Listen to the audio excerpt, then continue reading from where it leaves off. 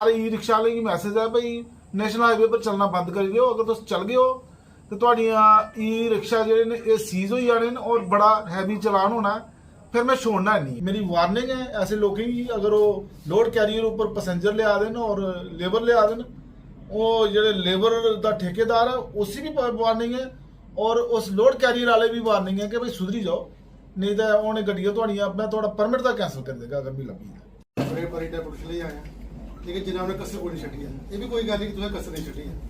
लगता है कि लिस्ट बनानी होगा तो उनकी हज़ारें लिस्ट चढ़ी है और ऐसा भी है तुसें ई रिक्शा ने कि तुसें 5-5 7-7 हज़ार जुर्माना भी किया है।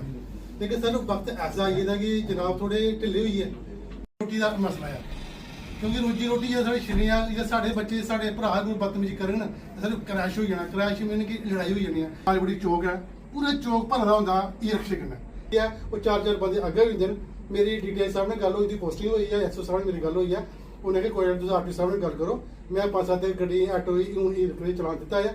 मेरी जनाब की बड़ी मोस्टली एक रिक्वेस्ट है कि बेसिकली ई रिक्शा उस वास्ते बनया है कि कोई बीमार होआ कोई कि'यां आवा चुकी है मतलब कोई सवारी लेइयै ये पुज्जी जा उत्थे, लेकिन ये इन्ने हैवी हो चुके हैं क्योंकि इनकी कोल ना परमिट आया ना इंदे कोल लाइसेंस है। कि तुहाडे कोल फर्स्ट एंड लास्ट एक डेपुटेशन जनाब कोल आया, आखो ये बाद जनाब कोल नहीं आना, ਉਹਦੇ ਬਾਅਦ ਚਾਹੇ ਗੱਡੀ ਰੋਡ ਵੱਲ ਆਈ ਨਹੀਂ ਆ ਜਾਂ ਉਹ ਨਾਰਾਜ਼ ਹੋਣ ਭਾਵੇਂ ਜੋ ਮਰਜ਼ੀ ਹੋਇਆ, ਸਾਡਾ ਤੁਹਾਡਾ ਰਿਸ਼ਤਾ ਉਹਦੇ ਖਤਮ ਹੋਣਾ ਹੈ।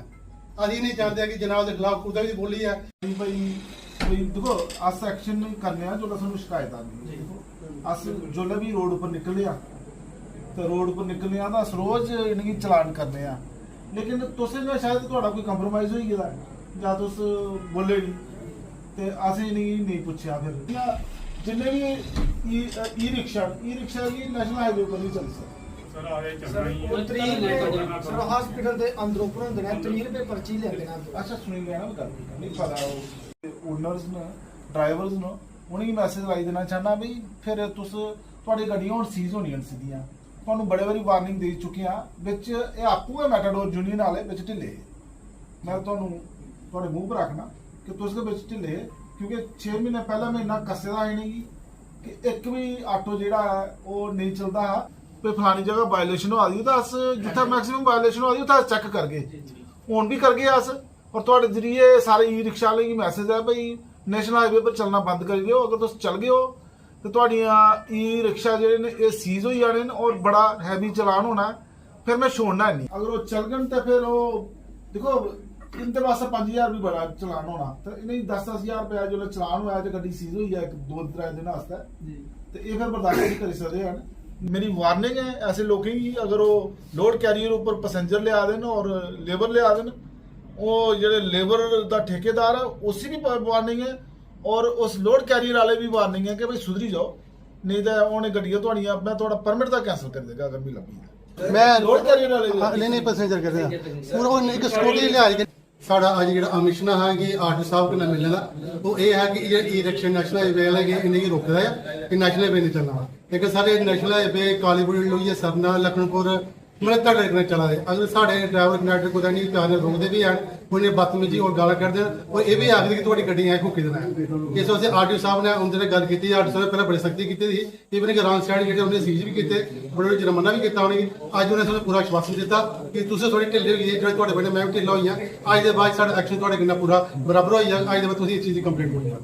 मेरा नाम Malkit Singh vice president Matador union Kathua.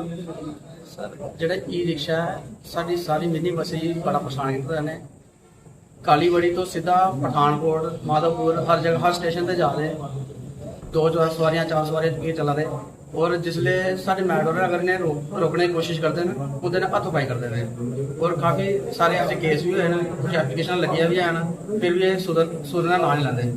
असीं यही चीज़ चाहते हैं कि जी ये चीज़ है कदों ज़्यादा सानू साढ़े व्हीकल साढ़े व्हीकल खत्म किया जाए, सानू एक साइड लाई दिता जाए जा तो ई रिक्शा ही चलाई दो सारी जगह हर जगह। बस आरटी साहब ने क्या विश्वास नहीं था? आरटी साहब ने सर ये आश्वासन देता है कि ਜਿਹੜਾ ਇਹ अपना ई रिक्शा अभी पहले भी सख्ती की थी, आने वाले टाइम दोबारा सख्ती करनी है। कुछ टाइम हो सकता साढ़े कुछ सिस्टम अपसेट होया है, उस वजह ने प्रिया बंदा एडजस्ट होंदा है विच। इस कारण यह है कि आरटीओ साहब ने यह आश्वासन दिता है कि ये इस पर एक्शन जल्दी को जल्दी हो। देखिए, मेटाडोर यूनियन वालों का बड़ा लॉन्ग स्टैंडिंग इशू है और बीच में हमने कंट्रोल कर भी लिया था उस इशू को। बेसिकली ये जो ई रिक्शाज़ हैं, ई रिक्शा, ई ऑटोज़ जो हैं वो नेशनल हाईवे पर जब चलते हैं तो ये जो मेटाडोर वाले हैं इनके पैसेंजर्स को उठा लेते हैं तो इनकी सवारियाँ कम हो जाती हैं, इनका बिजनेस इफेक्ट होता है। तो बड़ी देर हमने पिछले साल हमने बड़ा सख्ती से पेश आए इन पे ई रिक्शा और ई ऑटो पे। जब कभी भी हम मिलते थे, जब हमें भी कभी कोई कंप्लेन आती थी तो हम ऑन द स्पॉट जाके इन ई रिक्शा को पकड़ते थे और हम सीज़ कर लेते थे और चालान करते थे। लेकिन बीच में खुद ही ये जो मेटाडोर यूनियन वाले हैं इनकी आपस में टसलबाजी शुरू हो गई, जिसकी वजह से इन्होंने कभी हमें इन्फॉर्म नहीं किया। और ई रिक्शा यूनियन जो वाले लोग जो वायलेशन करते हैं वो देखो, जब हम जब चलते हैं रोड पे तो बहुत सारे एजेंट्स लोग हैं इनके, जिनको हमारी खबर मिल जाती है। हमारे कहीं पहुंचने से पहले, चलने से पहले लोगों को इन्फॉर्म कर देते हैं कि भाई आरटीओ निकला है, आरटीओ इस तरफ जा रहा है या आरटीओ आज इधर है। तो क्या होता है कि इनकी मूवमेंट कम हो जाती है जब हम रोड पे निकलते हैं। लेकिन जो भी हमारे रास्ते में आता है या जिस वक्त हमें मिलते हैं तो हम उनको चलान करते हैं, उनको इस चीज़ का चलान करते हैं कि भाई आप नेशनल हाईवे पे क्यों चल रहे हो।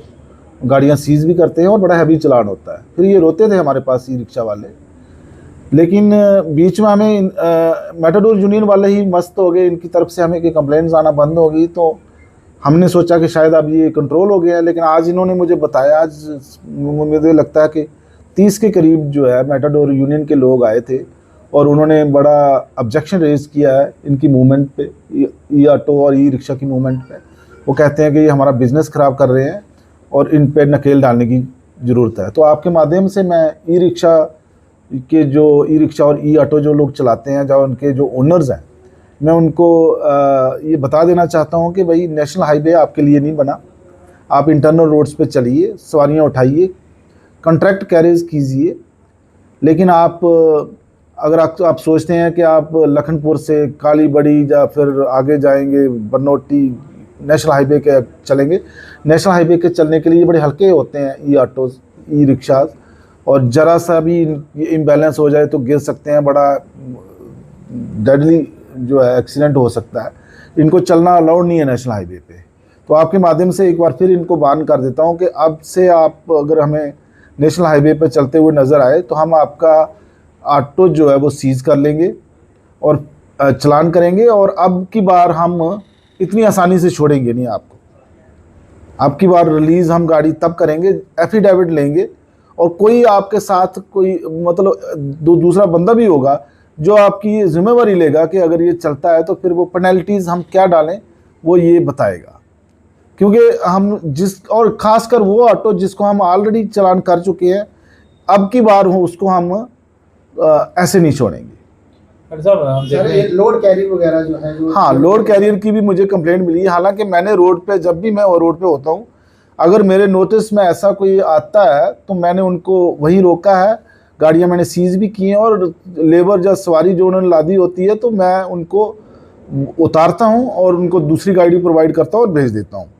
ऐसा इंसिडेंट मेरे पास 2-3 बार हुआ था और मैंने बड़े बुरी तरह से उनके मालिकों को भी डांटा। जो लेबर के कॉन्ट्रैक्टर्स हैं उनको भी ऑब्जेक्शन रेज किया था और जो ड्राइवर्स हैं उनको मैंने वार्न किया था कि भाई ये जो लोड कैरियर है ये पैसेंजर कैरी तो कर नहीं सकते, ये बहुत रिस्की मामला है। क्योंकि अगर उसी कैपेसिटी का अगर हम पैसेंजर कैरियर देखेंगे तो वो 5-6 से ज़्यादा पैसेंजर नहीं उठा सकता। लेकिन इन्होंने लोड कैरियर ने 10-10, 20-20 लोगों को मुर्गे की तरह ठोसा होता है, जबकि ये बना भी नहीं है पैसेंजर कैरिज के लिए। तो अगर ये ऐसा करते हुए पाए गए तो इनकी गाड़ियां भी सीज होंगी और इनको बड़ा हैवी चलान होगा। आरटीओ साहब, हम देख रहे हैं कि आपने मीटर लगाने की बात की थी। हाँ, बिल्कुल जो ई रिक्शा पे क्यों नहीं अभी तक मुझे लगता है कि एक भी ऑटो ने नहीं लगाया। आपकी बात को सीरियस नहीं ले रहे हैं। नहीं, सीरियसली ले रहे हैं। चलो आज से ये हमारा ये कंपेन शुरू होती है और अब हम खैर पहले तो ये नज़र ही नहीं आने चाहिए हमें। मैं तो उम्मीद करता हूँ कि हमें ये नेशनल हाईवे पे नज़र नहीं आएंगे। हम इंटरनल रोड्स पे भी जाएंगे और इनके फेयर मीटर भी चेक करेंगे और अगर ये नहीं पाएंगे तो हम जितना हो सकेगा, जितना मतलब हमारी कैपेसिटी है उसके हिसाब से हम ये ऑटो सीज भी करेंगे और इनको चलान भी करेंगे।